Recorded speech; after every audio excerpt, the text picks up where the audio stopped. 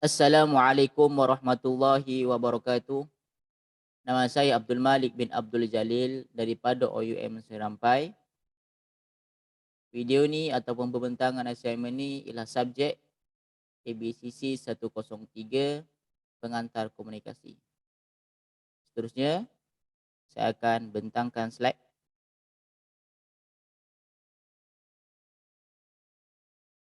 Jadi, pengalaman negatif ketika berhadapan dengan masyarakat dari budaya yang berbeza. Pengalaman saya sendiri ataupun masyarakat dekat luar sana ialah pengalaman dengan negatif dengan budaya barat. Dikarenakan budaya barat mudah dicari di internet. Sekarang banyak sangat media sosial ataupun info-info kita boleh cari di internet. Salah satunya pengalaman negatif daripada budaya barat ialah berpakaian, cara berpakaian tidak sopan ataupun cara berpakaian tidak menutup aurat. Pengalaman negatif, hilangnya budi bahasa. Selepas tu cara saya mengendalikan pengalaman negatif daripada budaya barat dengan cara saya menapis maklumat. Seterusnya, saya bertanya dengan orang yang lagi arif atau dengan orang yang lagi berilmu akan hukum hakam. Seterusnya, step seterusnya cabaran komunikasi, cabaran-cabaran yang dihadapi dalam komunikasi budaya. Contoh ni, sifat prejudis. Sifat prejudis ini sifat ataupun sikap sosial negatif ahli kumpulan terhadap ahli lain. Sifat prejudis ini berlaku dalam kumpulan sosial. Mereka berkomunikasi antara ahli kumpulan. Mereka juga berpandangan negatif terhadap kumpulan lain. Biasanya kumpulan terpinggir. Seperti orang miskin, orang yang tidak bercakap bahasa kebangsaan. Orang kaya memandang negatif kepada orang miskin. Orang kita Malaysia memandang negatif dengan kaum ataupun budaya lain yang ada dekat Malaysia ni sebab mereka tidak boleh berbahasa kebangsaan.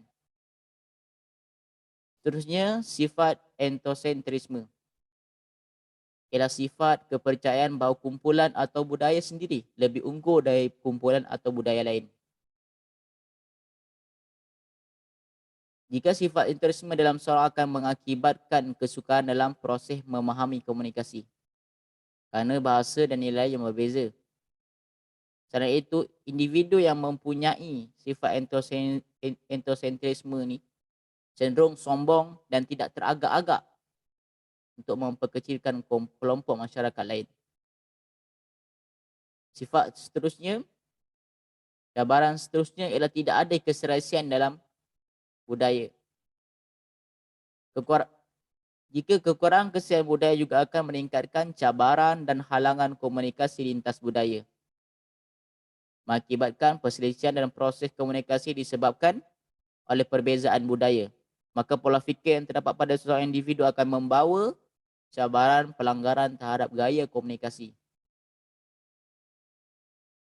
Seterusnya, slide seterusnya, strategi yang berkesan bagi memperbaiki kemahiran komunikasi antara budaya dengan cara buka saluran-saluran komunikasi. Perlu bersabar berinteraksi dengan mencari persefahaman. Seterusnya, dapatkan kod yang boleh dikongsi. Berfikir terbuka supaya dapat membentuk kod-kod yang dikongsikan bersama. Gunakan dan galakkan makluman balas deskriptif. Kedua-kedua pihak perlu bersedia untuk menerima maklum balas dan sokongan. Seterusnya, wujudkan kod sensitivity. Kod sensitivity ni merujuk kepada keupayaan menggunakan bahasa lisan dan bahasa bukan lisan sesuai dengan norma-norma orang yang kita berkomunikasi dengan yang lain. Seterusnya, strategi seterusnya, amalkan tingkah laku komunikasi mendukung. Gelagat-gelagat menyokong seperti empati menggalakkan kejayaan komunikasi antara budaya. Gaya komunikasi mempunyai pengaruh yang besar kepada keseronokan kepuasan hubungan. Strategi seterusnya kita boleh buat elakkan sifat entosentrisme. Jangan merendah-rendahkan budaya orang lain.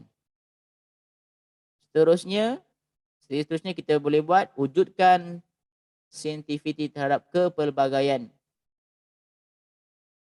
Apabila perspektif komunikasi yang sihat telah wujud, kita boleh mempelajari sesuatu daripada orang lain. Seterusnya, elakkan sifat stereotip. Seterusnya, menilai diri sendiri. Ini antara langkah.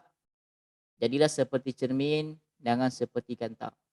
Ibarat pepatah bahasa Melayu. Jadi seterusnya, tangani konflik, kepercayaan dan praktis. Kita perlu memikirkan cara boleh menangi masalah dan perbezaan kecil besar dalam komunikasi ini. Binalah empati terhadap orang lain supaya kita dapat merongkai masalah. Jadi setakat ni dulu perkongsian ataupun pembentangan slide assignment pengantar komunikasi. Jadi sekian, terima kasih. Assalamualaikum warahmatullahi wabarakatuh.